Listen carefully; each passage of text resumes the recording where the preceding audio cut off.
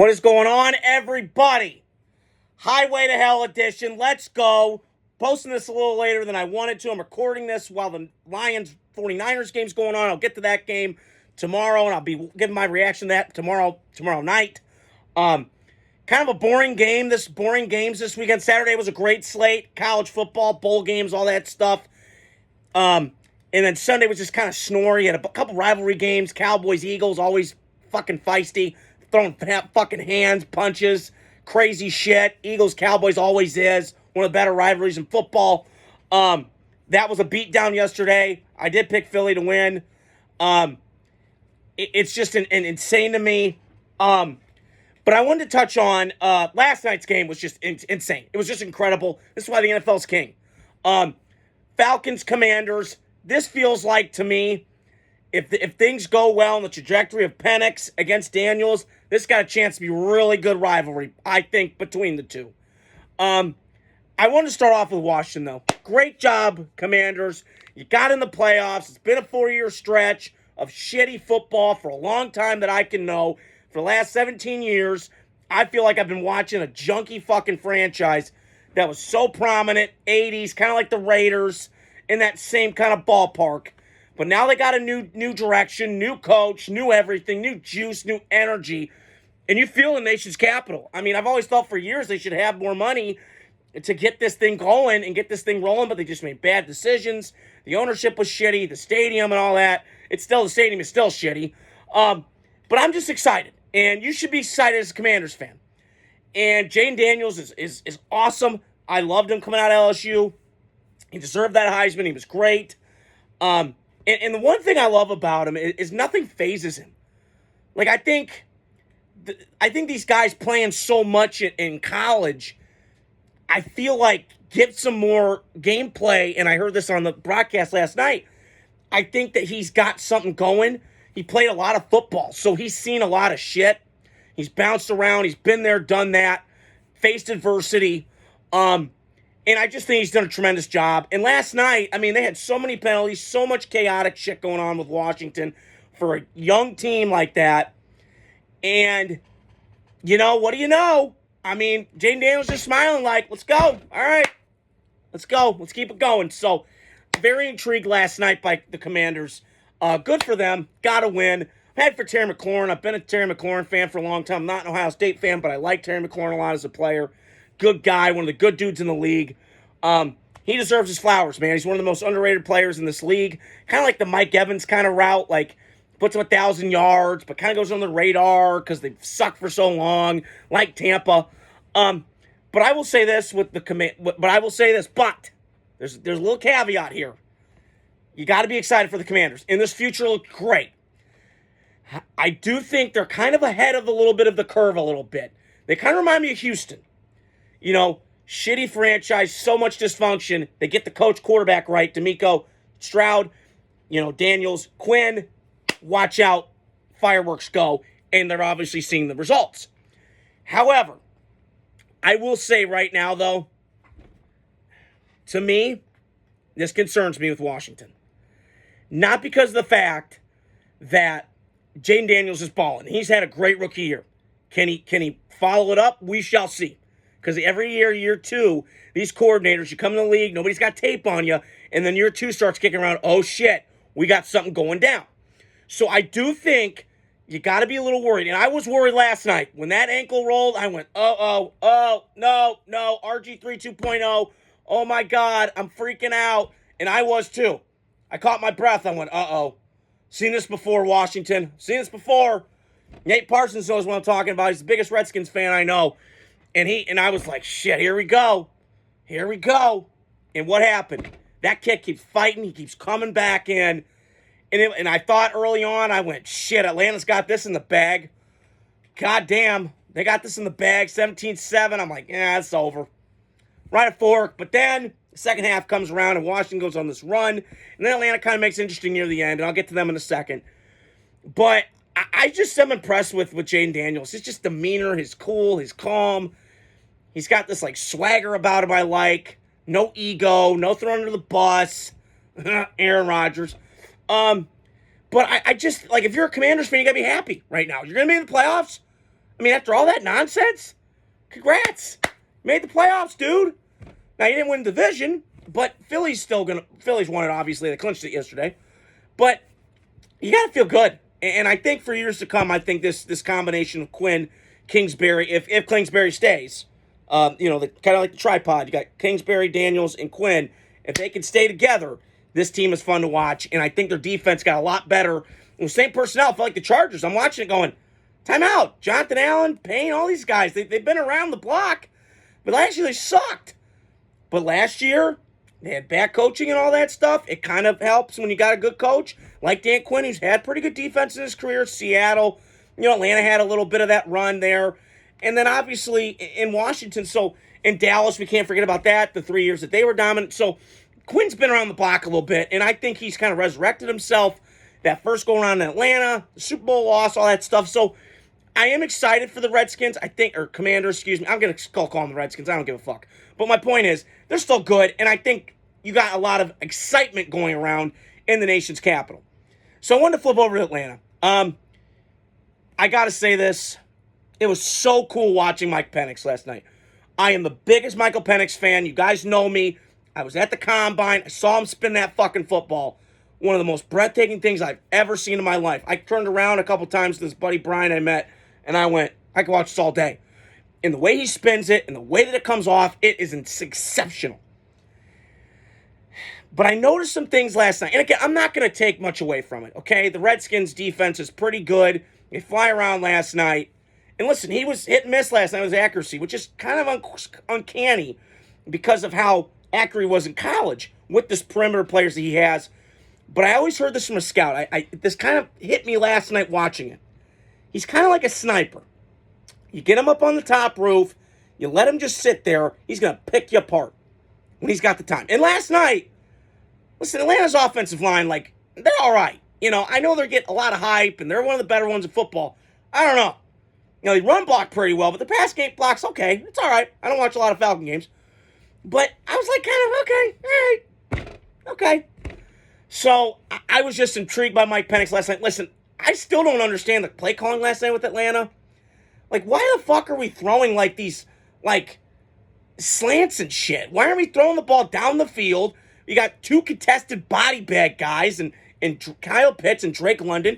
Give them a chance. I just didn't get the play calling. I didn't get the sense and the urgency last night from Atlanta in terms of that. I do think going forward, Atlanta's got a lot of good things going for them. Their defense is getting more of a pass rush late in the year. I don't know why it took this long, but it did. They were getting heat on Jane Daniels last night. Biotis going out for the Redskins obviously hurts them. Badgers, got to root for the Badgers. But I just felt like Atlanta last night was kind of, they start off so hot, and then they kind of faded. And then that last drive. And this is why I'm excited for this new quarterback wave. This draft class is exceptional. And all guys are different. Penix got a defensive coach, Dan Quinn, all these guys. But I'm watching last night, that last throw by Penix. He put that on a fucking rope to Kyle Pitts, and everybody wants to bitch about him, and he doesn't get a lot of touchdowns. I don't care. The only thing I know is that guy's a unicorn. One of the best tight end prospects I've ever seen. And I'll go back to this. I remember a couple years ago, I was at Lowe's at the time. I was working one night, and I'm watching Georgia, Florida, the cocktail party, right? The world's biggest cocktail party in college football. And I'm sat there like, this guy's uncoverable. You can't guard him. You put safeties on him, they're too small. You put linebackers on him, he's too fast for him. So you pick your poison. So he's just an exceptional player, great kid, no bullshit. And I think Atlanta's going to have a bright future with Michael Penix compared to what they have with Kirk Cousins. Now, problem is with Kirk Cousins, you gave him $100 million. So you're trying to create a dilemma that I don't know they want to do. But they put themselves in this position. Fuck around and find out. But just to recap, Atlanta, too little too late. You should have done this earlier, but you didn't. It is what it is. But I will say, though, for the Commanders, congrats. You went to the playoffs. Good job. You're like the Texans this past year, coming on it, surprising a lot of people. We'll see if you can continue this success down the road. And Jaden Daniels, excuse me, a cat caught my tongue, doesn't turn into RG3. Because if he does, then I got some concerns. So I'm just very excited for Michael Penix and Jaden Daniels. The league is looking bright with these young quarterbacks, and I just cannot wait. So I wanted to finish with this. I got a couple games I want to touch on. I want to touch on the Packer-Viking game yesterday. Something really hit me yesterday. And listen, Green Bay, historically, whether it's been in the Metrodome, whether it's been in the U.S. Bank, they've had a hard time in domes. And, it goes back to Aaron Rodgers sometimes. It goes back to Brett Favre. I don't know what it is. Some teams are just better outside than they are indoors, or it goes vice versa. And I'm watching that game, and I had an epiphany going. When they fumbled that ball, I kind of knew it was over. It was night-night, adios. But then they kind of kept fighting. They kept fighting. Green Bay's a good football team. I don't think they're elite. I think they're getting there. Jordan Love kind of, I don't know. I like him, but there's a lot of Favre in his game. And so I sorry, I was tripping there for a second. I do believe, though, Jordan Love is a great quarterback. But I kind of feel like we're basing off 8 games. And, listen, I would have paid him more than Trevor Lawrence. That's not a question. Trevor Lawrence, Jordan Love got far last year in the playoffs. He didn't win a game. I can kind of see the parallels. But I don't get, the Trevor Lawrence, came out and told you who he was. He doesn't love football. So, red flag, ding, ding, ding, ding. Jordan Love loves football. I feel it. I see it with him. But he's a slow starter. I don't know what it is. Maybe he just gets the jitters out. Who knows? But he's a foxhole guy. I think people like him in the organization. And Green Bay did the right thing by getting rid of Aaron. I love Aaron Rodgers. I've been a fan for a long time, but now he's just irrelevant. I'm glad he's irrelevant. He needs to shut the fuck up and just play. But Aaron's doing his thing. I don't know. He's just a different cat.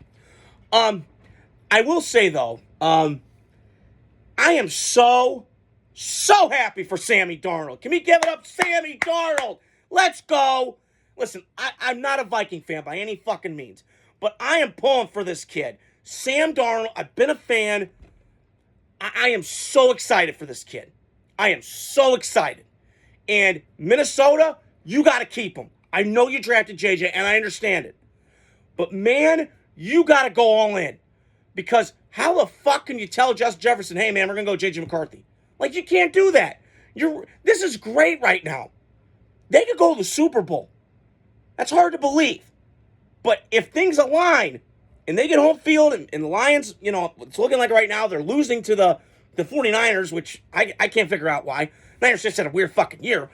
But my point is, if they get home field, look out. Because that home field advantage, that crowd, the way they force turnovers, this is an elite football team. And listen, I'm not going to try and drink the Kool-Aid of Sam Darnold. There's a lot of Kevin O'Connell. I get it. And maybe it's perfect place, perfect time. I don't know. But my point is this team is stacked. Their coaching's excellent. They got great players. The front office is excellent. It's just a well-oiled machine right now. And if I'm the Minnesota, I'm not letting go of Sam Darnold. You can't. Now, I would franchise tag him and roll with that. And that's what I would do. Listen, you could do it in that Baker range. And I feel like Baker got that contract, the $100 million, more because he done it more so than Sam. I get that. This is a 1-year sample size of Sam Darnold. I understand that. But I feel like I'm happy for him. He's in a place where he's loved, he's supported. He's not in dysfunction. So let him test the market. We'll see. But I'm telling you right now, I'm happy for Sam Darnold and the Vikings, and Viking fans should know that. The last game I wanted to touch on before I get out of here tonight. It's great having you guys in on Monday. Against the spread blazing 3, I had Carolina, Tampa Bay. That was Tampa Bay by 7.5. I said take the over, take the whole thing, and it felt like that yesterday. Tampa Bay before the year, I said they're going to win the division, and what do I know? They won the division. Give me some credit. Give me some credit, mama. So good for Tampa Bay. I'm happy for Baker. He deserves it. He's matured. He's grown up. I see a lot of myself in Baker Mayfield. I'm his doppelganger, okay? Maybe a little bit, okay? But I'm loving what Tampa Bay's doing. They fought, they scratched, they clawed. How far they get in the playoffs, I don't fucking know. But all I know is this team's stacked. They got championship medal. They got guys that have been there, done that. I'm just impressed with Baker Mayfield, and I'm happy for him. He found his warm weather Cleveland. It feels like Cleveland. They're kind of the rebels. They're kind of pissed on and kicked and bruised, and they don't give a fuck. They're going to keep fighting, keep playing. I'm happy for Baker Mayfield. And I'll flip it over to the Carolina side just real quick. I think Carolina's fine. I think they played so much harder than early in the year where they had all that shit going on. Now, do I still trust the ownership? I do not. I do not trust David Tepper as far as I can throw him. But as long as he keeps his mouth shut and he doesn't have these Tepper tantrums, quote, quote, then maybe we'll see something. But until then, you got to keep Bryce Young. And this Dave Canales guy, listen, I know all the ladies love him. He's hot. He's sexy. You know, they say that about me sometimes, but we'll put that aside, okay? But my point is, I think Dave Canales, and you saw what he did with Baker Mayfield, you saw what he did with Geno Smith, and you're seeing it with Bryce Young. Reclamation projects, he can get them and get it right. So I am happy for Bryce Young. He looks like mature. He looks calmer. Listen, he threw a couple touchdowns yesterday. They still got to put an offensive line around. They got to get better weapons around him. No question. But you got to be encouraged if you're a Panthers fan, because I think you found your quarterback for another year. We'll see what happens. So that's all I want to talk about tonight. Stay tuned throughout the week. I got a lot of content going on. Notre Dame football going on. I'll give you guys my post-game reaction tomorrow. Hope you guys are doing well. Tomorrow's Terrific Tuesday.